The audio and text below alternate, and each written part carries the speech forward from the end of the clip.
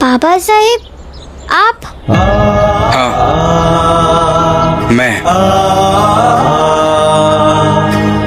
मैं ये जानना चाहता हूँ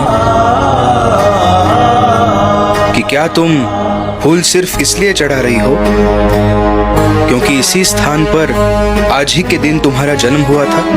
हाँ, और माँ बताती है कि उस दिन आप नहीं होते ना तो हम ठाकुरों की लाठी से मर जाते।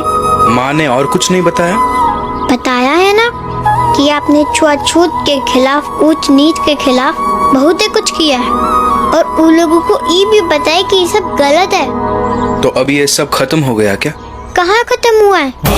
हमारा छुआ मालिक लोग पानी नहीं पीते, उनके दरवाजे पर जूता चप्पल खोल के जाना पड़ता है, उनके सामने जमीन पर बैठना पड़ता है, उनके मंदिर में जा नहीं सकते, उनके घाट पर नहा नहीं सकते, उनके कुएं से पानी नहीं ले सकते। क्यों? काहे कि वो लोग हमें इसका अधिकार ही नहीं देते हैं।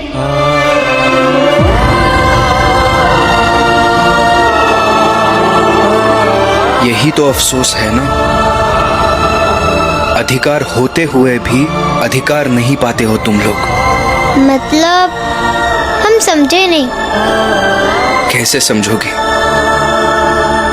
समझने के लिए पढ़ाई करनी पड़ती है।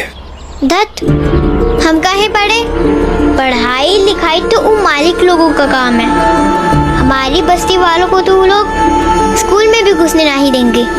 स्कूल में घुसने तब देंगे जब तुम्हें अपने अधिकारों का ज्ञान होगा, और अधिकारों का ज्ञान सिर्फ और सिर्फ शिक्षित होने से आता है।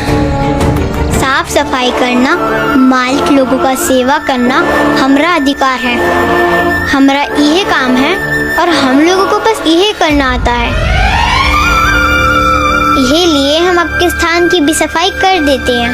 देखिए कितना गंदा हो गया है।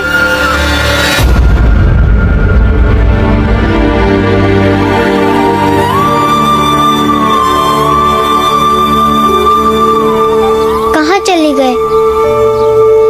का हम कौनो सपना देख रहे थे?